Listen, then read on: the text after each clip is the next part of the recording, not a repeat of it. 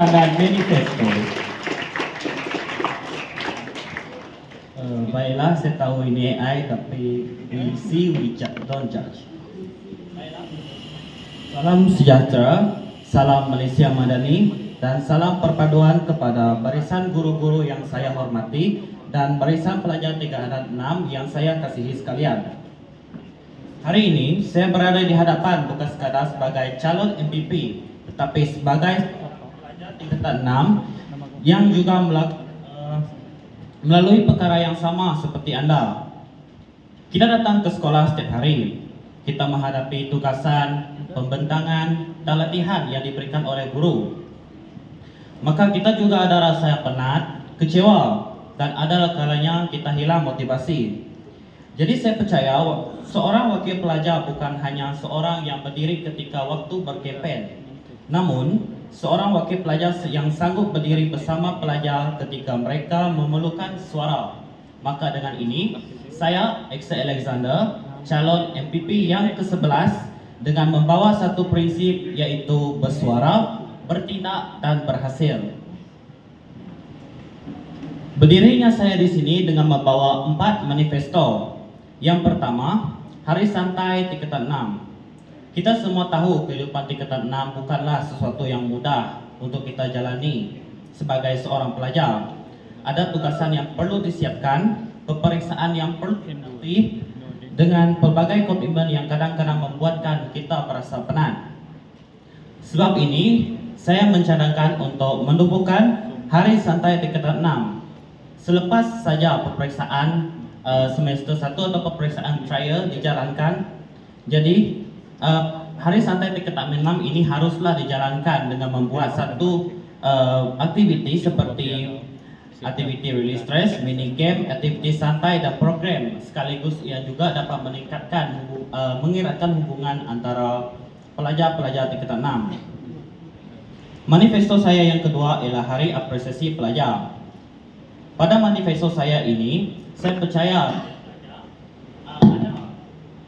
setiap pelajar ada usaha ataupun keyakinan, tetapi mereka tidak dapat menunjukkan diri sendiri kerana kekangan. Dengan ini, saya menubuhkan Hari Apresiasi Pelajar untuk memberikan penghargaan kepada pelajar yang telah mendapat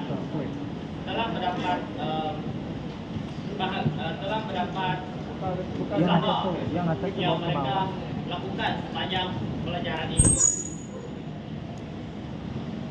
Hello. Baiklah, dengan satu penghargaan yang kecil ini, pelajar mampu menjadi seorang yang dapat terus berusaha dengan adanya penghargaan yang telah diberikan. Manifesto yang ketiga ialah aduan dan suara pelajar yang didengar. Saya tahu suatu perkara ini sangat penting, iaitu mendengar suara pelajar. Sebagai MPP, saya mahu menjadi wakil yang mudah didekati oleh semua pelajar.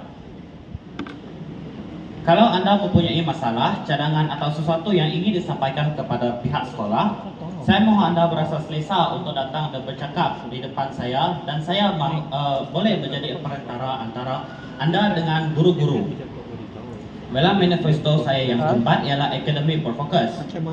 Kita semua berada di tingkatan 6 dengan satu matlamat yang besar, iaitu mencapai keputusan yang baik dan melangkah ke peringkat yang seterusnya, iaitu masuk ke universiti awam.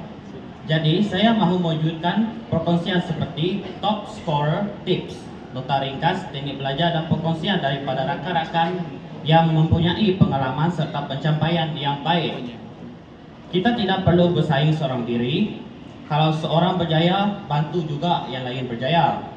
Dengan ini, kita dapat saling membantu antara satu sama lain dan bersama-sama berkongsi kejayaan. Baiklah, bagi menutup manifesto saya tidak berdiri di sini mengatakan bahawa saya akan mengubah segala-galanya. Tetapi saya berada di sini adalah saya menawarkan usaha, komitmen dan kesungguhan untuk menjalankan tanggungjawab saya sebagai Majlis Perwakilan Pelajar. Jadi, Jika Anda mahukan seorang wakil yang mahu mendengar, berani bertindak dan konsisten dalam melaksanakan tanggung jawab, saya, Eksa Alexander, calon nombor 11, memohon sokongan dan kepercayaan daripada Anda semua.